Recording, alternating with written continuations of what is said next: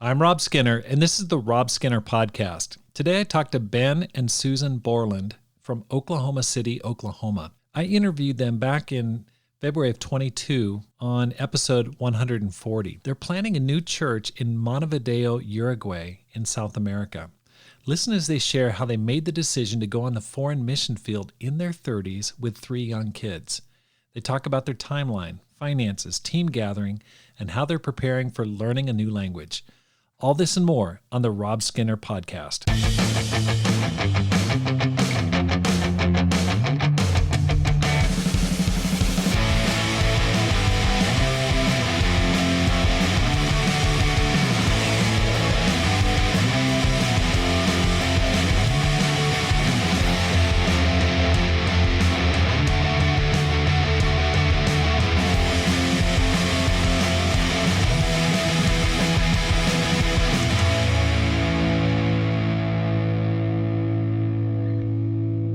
Welcome back to the Rob Skinner Podcast. My goal is to inspire you to live a no-regrets life, make this life count, and multiply disciples, leaders, and churches. We just had a great weekend. Darren and Carla Overstreet came and visited our church. Carla preached at the Women's Day on Saturday.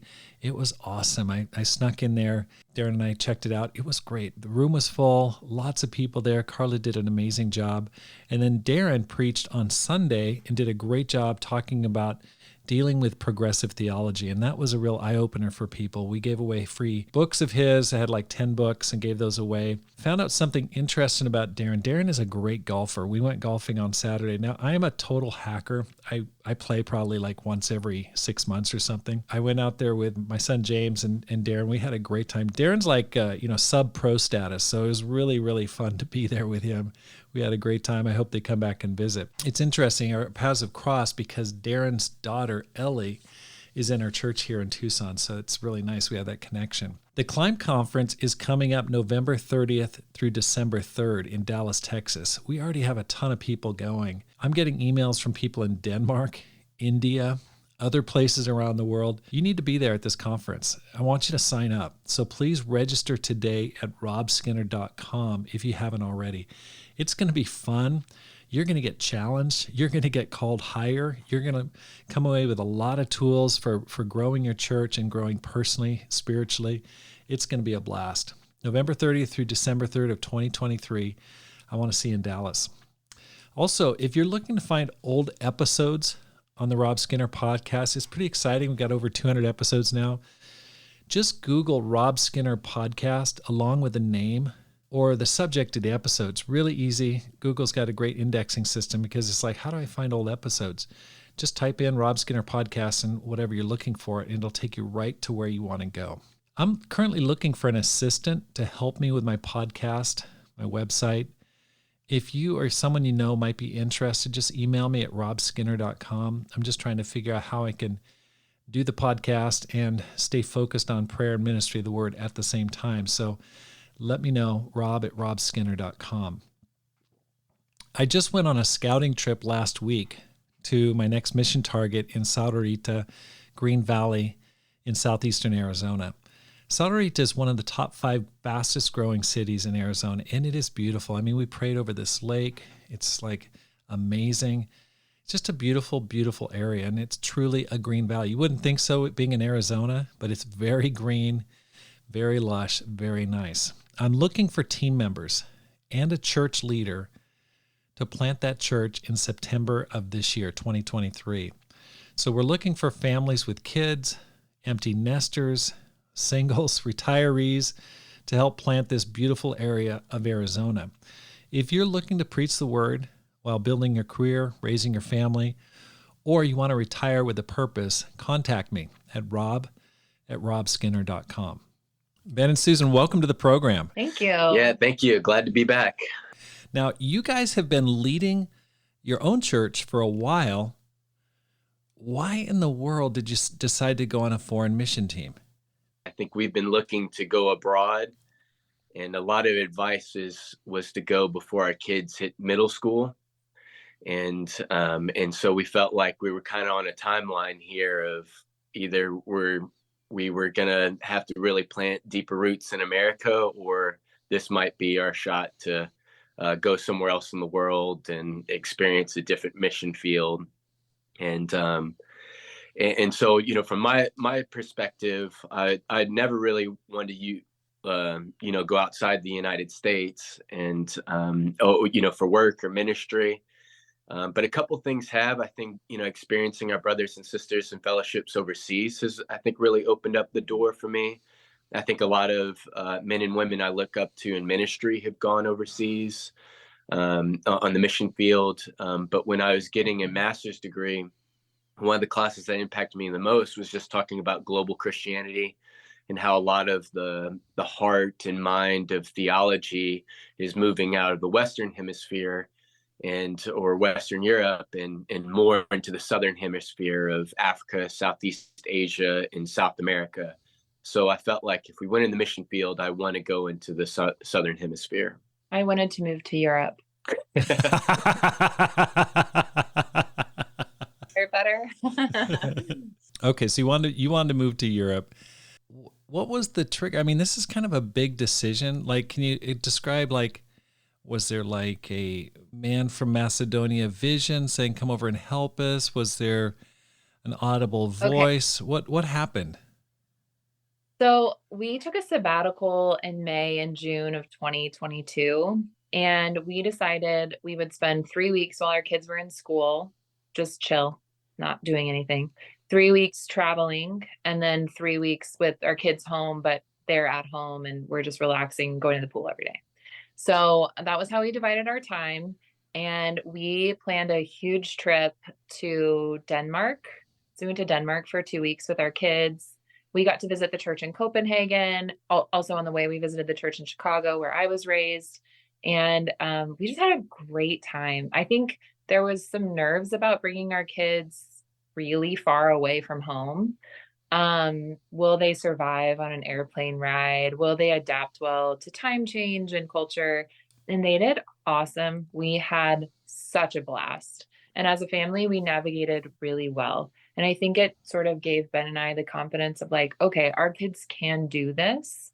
They not only that, but they had a good time and they were interested in, we had a long layover in Helsinki, Finland, and it was kind of wild, but we had a good time doing all of those things together as a family, and we functioned very well. And I think that gave us some security to be like, okay, maybe we could do this. But Uruguay was not on our radar at all. Okay, so that's a good, so basically you took your kids on like a little mini trip, not a mission trip, but a mini trip, and you thought, okay, these little people are portable. They can travel. They're not fixed. No, and they had a great time. They wanted to learn words. They wanted to try the food. Like they were very adventurous. We took public transit everywhere. We went to the grocery store. We went to parks. We lived like locals, and they were there for it. And so, how many kids do you guys have? And we have 3. And their age? Daughter who's 10, a son who just turned 9, and a son who's 6. Oh my gosh, that's the wonder years right there. That's awesome. Wow. Okay, so a daughter, a son, and then another daughter? Son. Okay, 2 boys. Okay, so you're looking at Europe, you go into Denmark, you're like, wow, this is amazing. Scandinavia, wow, this is awesome. Okay, curveball comes in, it's Uruguay. Okay, why? So I could actually tell you the moment that it happened. We had a dear friend of ours who was in our campus ministry. She moved with us to OU, and she's recently moved to New York. And she said, oh, you guys are thinking about moving abroad. We confided in her. Yeah, we're thinking about it. We're praying about it, but nothing had really happened yet. And she said, oh, I know that they're doing a mission team in Montevideo, Uruguay. And we were like, oh, okay. Threw it in the honestly, just put it in the trash in our brains. Okay, whatever. 2 days later, we're talking to Matt and Adriana Brown, and they said, well, what about Montevideo, Uruguay? They're planning on planting a church there. And I remember looking at Ben saying, whoa, that feels like the spirit. And then 2 days after that, he was actually talking to you and you suggested it as well. And so I was out doing something and I had two requirements for moving out of the country. I said it has to have 4 seasons. I don't want to live in Summerland. I don't want it. My heart would hurt. And it has to have public transit. And so I got home from something and he said, you wouldn't believe this, but Rob Skinner also suggested Montevideo, Uruguay. I already looked it up. They have 4 seasons and they have a good bus system. Okay. And I don't mean to throw it in the trash in our brain. Right. No, I get it. I get it. Wasn't an option at that point. No, it was just a casual suggestion that we didn't really think about until God kept interrupting it. Wow. Yeah, I think, the advantage we have is that Susan has studied Spanish most of her life, and that's what she got her undergrad degree in. So we always felt like if we were to learn a language, Spanish, we'd at least have a leg up there. Yeah. And so that was helpful, but it was intimidating. We thought we might just get a part of a larger staff, in being in the mission field in that capacity, or a church that had already been planted. Or somewhere that spoke English primarily, or, in Europe, many people speak the language or speak English. So we thought like, oh, that'll be easier. Yeah. And so, but I think we were, or not to speak for both of us, but I felt largely intimidated about leading a mission team overseas in a language and culture I'm unfamiliar with. So, as the word said, it's like God would, strengthen us to be able to stretch a bow of bronze. And that's where I felt like faith was just building month after month leading up to us moving in June. So. Okay, so Susan speaks fluently, and you don't speak the language, Ben. Okay, let's talk a little bit about that. How are you feeling going into that? You are like light years behind, Ben. How are you feeling now? Yeah, I feel pretty dumb, but I hope Scripture with it, or I think the one that's probably humbling me and bringing me close to God is that it's, in order to enter the kingdom, you have to become a little child. And nothing makes me feel more like a little child than learning a language. And someone jokingly calls me Tarzan, because that's kind of where my language is at, just pointing at even saying it correctly then. And but it's really hard. In fact, I felt like I was watching a lot of YouTube videos of people who learned a language fast, and it's not necessarily the best tricks of learning things, but I was like, I think they're just hope testimonials for me that people can learn a language. Oh yeah, so, definitely. Like, I'm not a person who has a great ear for language. Even in speaking English, I feel like I'm slow to hear exactly what people say and process at times. And if you heard me publicly speak, I commonly will make word mistakes. So I look forward to making many, many mistakes in Spanish now, and not only in English. So, oh my gosh, some of my best sermon illustrations are language faux pas that I made in Japan. So, look forward to that. Yeah. It's helped open up the door when we ask people who do speak Spanish and English and just their faux pas, and a great conversation to have with people. So. Oh, you're going to do great. So what's your plan to acquire the language? So we actually came off staff in the Oklahoma City church at the end of February. And we just asked, can we please do that? Because we feel like we need to sell our house, get all of our paperwork for residency. Sell everything. Sell everything.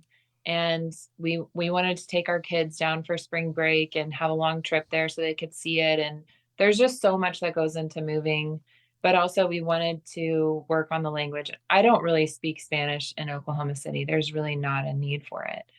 So one of my running friends is a professor at Oklahoma Christian University.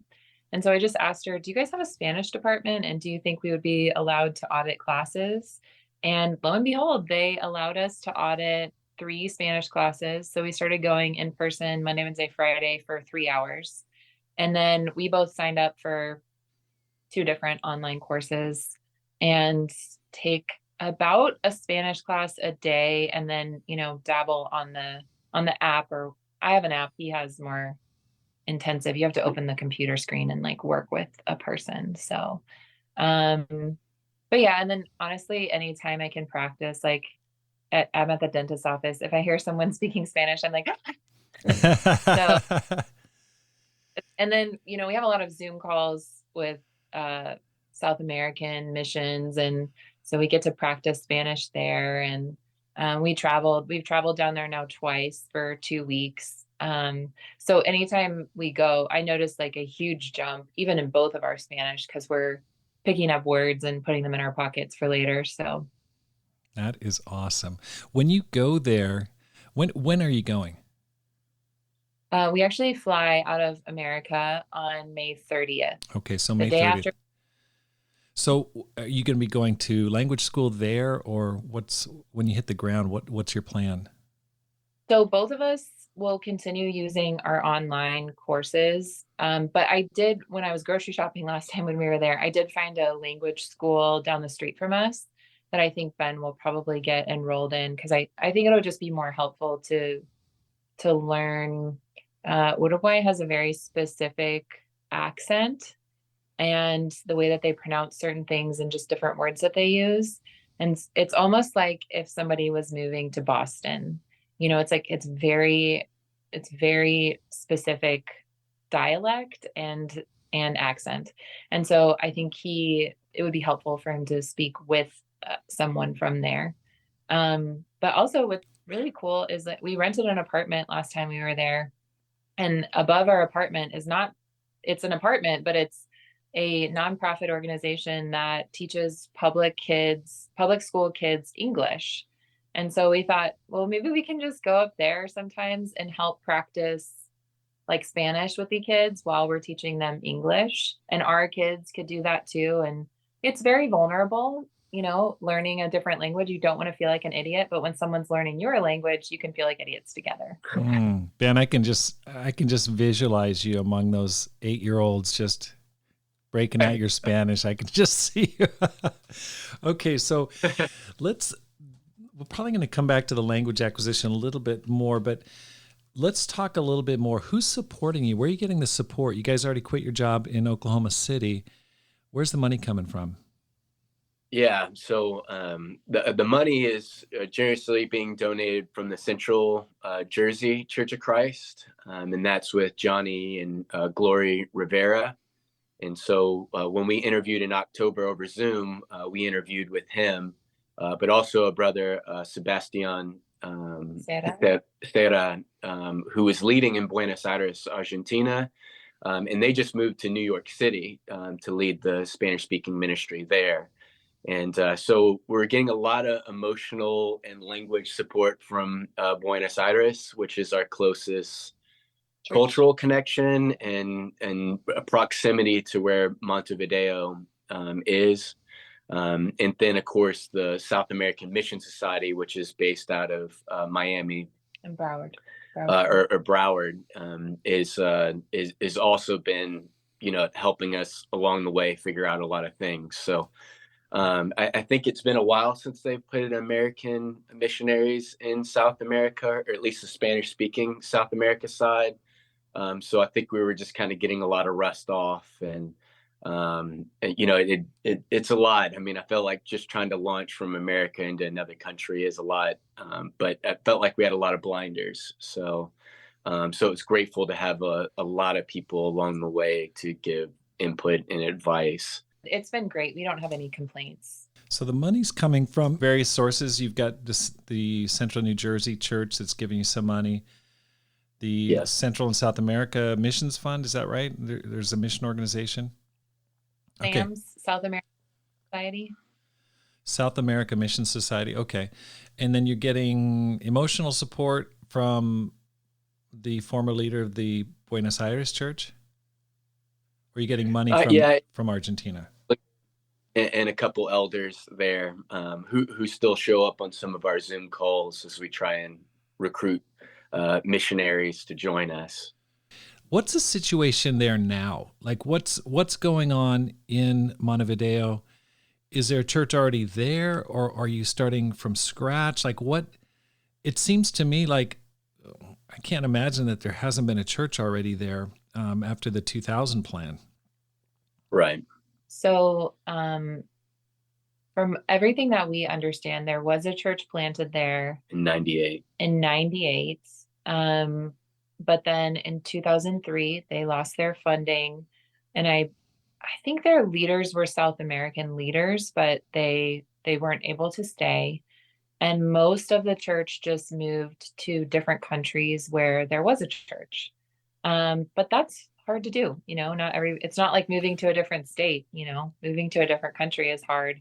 And so right now there are 3 women there who have just stayed, and they've gone to different churches, but they're very close friends, and they're in close communication with one another. And they're so excited about us coming back. So excited that they called us while we were there, and we got together. We were able to get together with them, and then one of the sisters, Karina, had us over for just an amazing barbecue at her house, and let our kids eat ice cream on her bed while they watched Puss in Boots with subtitles. So they're just incredibly excited and really looking forward to helping the church move forward. So okay. Yeah, and boy, been looking to replant Montevideo for a long time. So, and I think COVID kind of delayed their plans even longer. So anticipation has been building for a while to get back into this country, in which this is the last country for us to have a church in the continent of South America. So all of South America is like pretty excited about this planting. It's the last country that doesn't have a viable church? Yeah, for us, for the ICOC. You're right, for our family of churches. Okay, that's exciting. Wow. Yeah. How often does that happen? You guys really got selected for something really special. You guys must be living right. Now, how many people are going? Are you forming a team? Who's going with you? Yes. So we're forming a team. We're not going solo, and so we are kind of divided between 2 continents of North America and South America here. And there's been a lot more enthusiasm from the South American side because they've been wanting to plant this for a while. So a few people from Buenos Aires have continued to have Zoom calls over the last 2-3 years to continually recruit for Montevideo. So we have only recently started on the North American side. So right now we're up to 9 members that are going to be a part of the church there. The 3 women that it's 10. It's the 3 women who are already there. We have 4 Americans going, my wife and I, and then a couple of single women. One is a retired teacher. One is a young professional. And then we have a brother from Bogota, Colombia, and then we have a family from Buenos Aires that is joining us, and they're fully committed. Like, they have tickets to come. And we've had a lot of people who've been interested, and then there's a lot of people who are usually teachers who want to come during their summer in North America, and because we're on the Southern Hemisphere, it's winter there. They want to come down for 2-3 weeks at a time and just share their faith and maybe get a little sprinkling in the missionary magic and be a part of that. So it's been pretty exciting, and the buzz has been pretty exciting lately. And sometimes you're just not really sure these days, how excited are people going to be about a new church or a new missionary planting, halfway across the world. But it's God has really grown our imaginations and hearts with the process so far. That's awesome. I know there's someone in our church who's really interested in going, and I hope that they will go with you. So it's thrilling, and I'm praying that you guys really fill up the team. How many people would you like to go with? Like, do you have a target? Yeah, so we kind of have a plan either way. If we're closer to 10, we'll feel like we'll probably start off in more of a house church setting. If we're closer to 20, we'll feel like we'll need a public space to meet. Mm-hmm. There just aren't apartments large enough to kind of accommodate for 30 people very well. So that's our idea and vision, and the weather there is good most of the time. So even meeting outside isn't off the table for us there. But that's kind of the idea. We just imagine somewhere between 10 and 20, and we'll let God fill in the exact number. But Mm-hmm. this we're at least planning for. I'll be praying that you guys get to 20. That would be awesome. So Ben and Susan, how long are you thinking about staying there?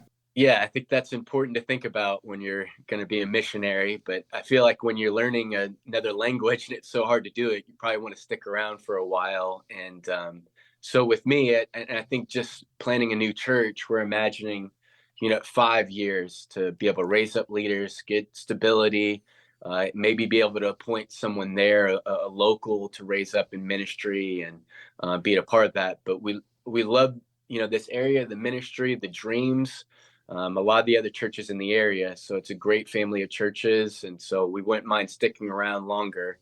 But as far as the South American Mission Society is, we're looking in the ballpark of 5 years. Okay, that's exciting. So how old are you guys? I'm 37 and Susan's 36. Okay, well, you guys haven't even hit your prime yet. When you get to Rob. What's that? You say that to us every year. Yeah, I know thank you. it's so true. I mean, you don't get your prime until you're 40 to 60 prime years. That's great. All right. So what about your kids? Like, are they excited? Have you told them? Oh yeah. Yes, because we're selling their items right out. Yeah, I think that they were pretty hesitant at first. We took them there for spring break in March. We felt like we're happy to pay ourselves to go for spring break because we just really need them to see it and to feel invested in it. And so we brought them down, and it is literally on a beach. We live 0.2 miles away from the waterfront. Wow. And they loved it. I mean, my daughter and I, we had to split Ubers because we had so much luggage. My daughter and I were in an Uber together, and we were driving. And you know how every airport is in like not a great area? And you have to kind of drive through that dodgy area at first to get to like the city you're going to. We're driving through just like, the airport area. And she said, I love it. I love it. There's palm trees. The sun is setting. It's gorgeous. And then we went to their school, and we got to see their school and meet teachers. And they just, it's very different from American schools. They're outside so much more during the day, and it's just more casual. And so the kids are really looking forward to that. They got to meet classmates, they got to meet teachers, they got to see the school. And I think that helped them a lot. So they're excited. The other day I asked my daughter a question in Spanish, and she answered me in Spanish, and I was Whoa. like, yeah. Wow. So I think that I'll speak Spanish to them at home. I think language acquisition, they are very nervous about. Yeah. Our 6-year-old will probably surpass all of us, and it won't be. But it's a lot. They don't get a summer break. I think that's probably one of the harder things, is that we are literally taking them from school and putting them right back into school because June is their December. Right. So, but we feel like that is a better choice because they'll immediately be able to make friends, learn the language, get into a rhythm, and Hmm. feel secure. This is going to be like the long winter for them because they're coming out of winter and going straight back into winter. Yeah, no Honestly, summer in 2023 for them. we are a little anxious about that. I've been pretty. Yeah, what? But I feel like their winter is probably warmer than our spring has been in Yeah. Oklahoma. It feels. When we interviewed in October over Zoom, but we wanted to see the city first, and so that's when we were going to mom and dad were going to travel for a week. We had to explain it to them why we were traveling. So that's when we decided them that God has given us an opportunity to possibly move overseas, and what the city was, and we immediately like loaded up like a tourist video to kind of give them at least something visual. But because we've taken our kids on vacation overseas and they've seen our churches in other places, it equipped us to say that, hey, you know what, missionaries moved to these countries to plant the churches, and that's what we're doing. And many of those people who moved to those countries were Americans. So we wanted to help them feel like a sense of pride of a lot of ways that we've experienced our family of churches across a lot of different countries. Is that we're kind of on the shoulders of giants here. So have done it, and we're continuing a lot of that work. So it's not just the physical moving. We wanted a good spiritual element along with them. So. Oh, I think it's so exciting. I did a little bit of background research. So the country has around 3 million people in it. So it's kind of like the state of Oregon. It's like that's how I view it. I'm surprised. It's also the southernmost capital in South America, just a little bit more south than Buenos Aires. What I find interesting, it's super close to Buenos Aires. It's it looks almost from the map you could drive there. I'm sure you probably don't do it, but it's like really close. Right. There's a large river to separate them. Yeah, we took it was about a 3-hour ferry ride. Well, that's going to be nice to be close to other disciples. It makes me wonder, why do you think there hasn't been a planting prior to this if it's that close to a massive, city like Buenos Aires? Yeah, and I think it's just the southern cone of churches of, that you have a plan, right? You plant your churches along the way. And I know Montevideo, they've been wanting to plant for a while. So, and I think COVID just delayed a lot of their plans. Got it. So yes, I'm grateful for that delay, and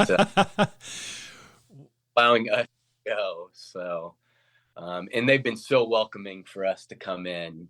So it makes it a little bit more exciting, not only to be on the mission field and, to really get gritty in that way, but to have a unity with those brothers and sisters across those countries. It's it's a real honor to be, with them and connect. Well, I mean, really, Ben, you guys must have a powerful prayer life, because reading about it, the country is one of the safest in South America. It's one of the most stable economically. Yes. Yes. It's really doing well economically. You've got a democracy there. You've got a constitutional presidency. I go, man, I'm just reading through and I go, whoa, what's the downside here? It's safe. The economy's in one piece. I just go, man, what are you thinking as you walk into this? Yeah, it's thanks for helping us recruit Americans. That helps. Anything I can do. It is a trade-off. I think the stability and the safety that the country really offers is that it's almost a wash when it comes to what is it, like just the cost of living. So a lot of things, what you buy in the grocery store or furniture, it's the same price you'd pay in the United States. Maybe a little more. So I think some people, generally speaking, if you go into Central America or South America, you're going to get a lot more bang for, the USD, the United States dollar. But that's not necessarily the case in Uruguay. And but I'm grateful for the stability and the safety that it comes that's there, because that gives us a lot more confidence and, in our family. But it's just, they're amazing, people. So, and they're just, they're loving, they're extremely kind. I mean, I feel like some people that we barely know have like really laid down their lives that I think some of my best friends wouldn't do in the same way. And I think it's the way they're raised. And they're just an incredible people. And that's been our experience so far. So we're excited for the planting and what God will do with them. Yeah. I will tell you a downside, Rob. Sure. There is butter there. One more time. There is no peanut butter there. Why is that? They don't make it. Wow. And so we have already we brought down jars of peanut butter with us in March, and we're packing jars of peanut butter. And everybody there loves when we visit because we bring Reese's cups. We brought a peanut butter M&Ms. They just don't have it there. So it's a random downside, but it is interesting. So you just gotta pack the Skippy when you move down there. Yeah. Okay, so let's talk a little bit about it. If a person were interested, like how much? Let's just say a person is like single, they want to go down there for a year. How much do you think they'd have to save to be able to support themselves for a year down there on like a pretty trimmed down budget? Yeah, that's I think like a good livable wage there, I think is in the range of 50,000 or 40 to 60 USD. I think to support a family. I think so, working remotely from the United States has a lot of power.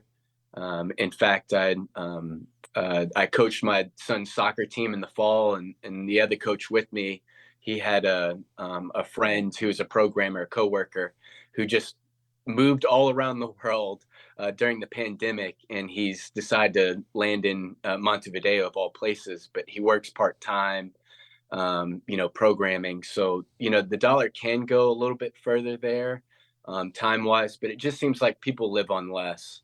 Yeah. So if you're into like a minimalist approach to life, it's your people. I mean, it's everything's smaller. Your apartment's smaller, the car's smaller.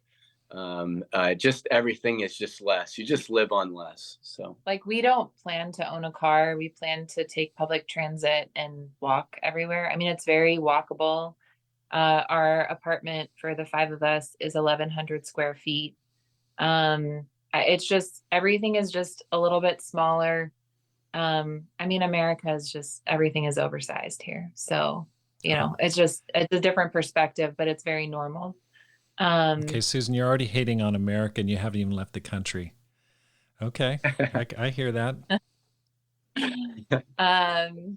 Even like their McDonald's meals are smaller. They don't. But yeah, it's everything's a little bit smaller, and so for that reason, I think it's a little bit more navigatable with less. So okay, so you get a little discount by going there, but not much. Yep. Because the economy is pretty solid. It's more expensive than maybe a more developing country. Okay, so there's good and bads to that. So it's not like you're going to make it on 5,000 a year or something like that. You're going to you need more money. So like this would be perfect for like a digital nomad, someone who's got a part-time job who works online and then can bring in money from the States, US dollar. Now, let me ask you this. Is it dollar denominated? What's the currency? Peso. Yeah, the Uruguayan peso. Okay. Which is about an American quarter is about 10 Uruguayan pesos. Okay, and so how much is it? How much would a US dollar buy of pesos there? 40. This is our worst kind of math, Rob. How dare you, Rob? So I think it's about 40 pesos. Uruguayan pesos would be an American dollar. I was looking online for like a hot water tea kettle yesterday, and it said it was 498 pesos. which to me sounds really expensive. So I typed it in. It's about $11.50. Yeah, there you go. So Okay. I have to like learn, okay, this is how much 100 pesos is. This is how much Right. 500 pesos.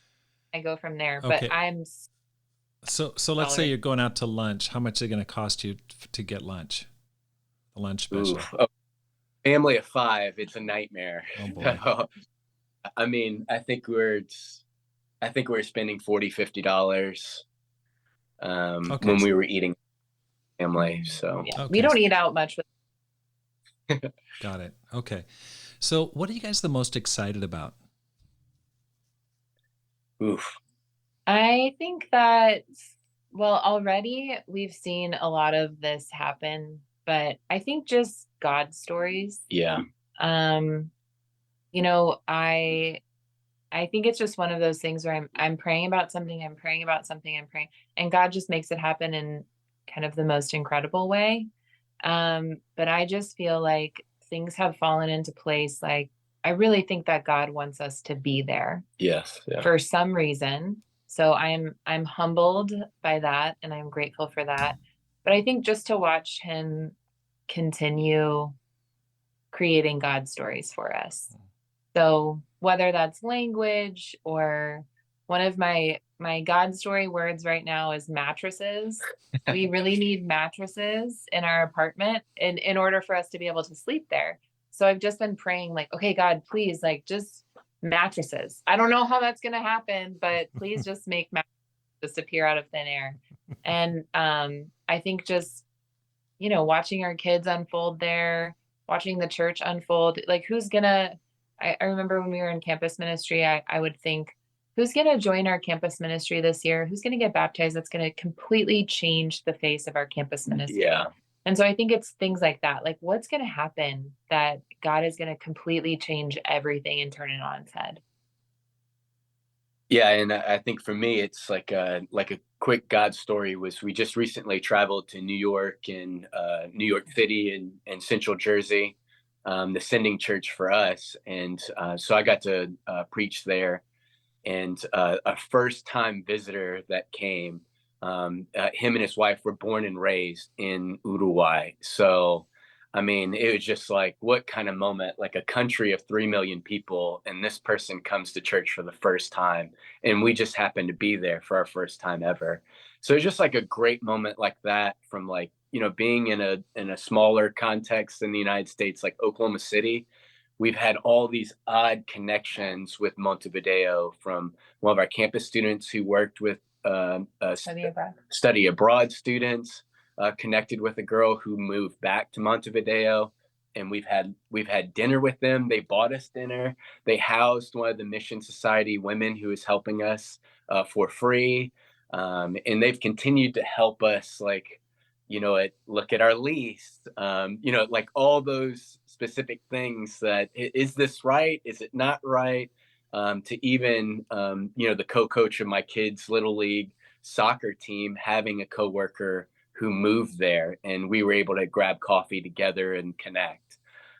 So it's incredible the way that God works in some of these small ways. So I'm excited for, you know, getting those stories in Montevideo, but you know, the idea of, you know, 10 to 20 people coming across different countries, you know, for that mission, and to see it take off, you know, it's excited to see a dream and a hope for God to really take off. So That's awesome. um, I think I'm very excited for the miracles and new stories that come out of it, and to Yeah. be a part of it. Yeah. In that. Yeah. It's so, I mean, that's what's so exciting about a mission planting, foreign field, souls saved, people's lives totally changed, transformed, and to know you're a part of it. You're there at the very beginning. It's really, really awesome to do something special for Jesus. Couple more questions here. First of all, is it too late to join? What if someone were interested? Is it too late? Never too late. Of course not. We'll be moving June 1st. In fact, one brother is moving there before us in the month of May. But most of the people are coming after us, and we'll continue to recruit, I think, as long as we're there. If you're interested, you could reach out in a couple different ways from us. Of course, if you personally know us, please, you could call us or text us. But We put together an email for anyone interested. It's MissionMontevideo@gmail.com. And it's also in Spanish is Misión Uruguay @gmail. So there's only S. So if you even misspell mission, you could get it right. I'm sure people are listening going, oh, maybe I don't qualify. Like, is there any demographic that's like not invited to this? I mean, is there like an age limit? Can retirees go? Can empty nesters go? Can college students go? Like, any people you're not looking for? Yeah. No, actually they have a huge expat retirement community. So that is, retirees are welcome. It's a very mild temperature to place, and it's on the water. So there's that. But I think it will be hard if you do not know Spanish at all. Yeah. There are just not enough English speakers. It's not like, when you go to like Germany or France, everybody can speak English. It is not like that. And so that would make it challenging if you don't plan to learn Spanish, or, it's like, you got to work on it a little bit before. Also just another great, I think it would be great if people worked remotely, because I think it would take a second to establish residency, to figure all that out. Getting a job there would be hard. As an American, you do not need a visa. You can be there for 90 days. And a lot of times Americans will just leave the country, literally take a ferry to Buenos Aires and come right back, and their 90 days restarts. Nice. And that's fine. Yeah. So I think those two things would be helpful, Spanish speaking or just some base knowledge, as well as working remote, right, if you're not retired. I mean, the attractive part about it is, when you go to countries where English is a second language, it's hard to learn that language because everyone's immediately flips over into English to benefit you. But there, you're going to be forced to pick it up much faster. So that's kind of an attractive quality in my mind. Yes. In most cases, it's like people are like,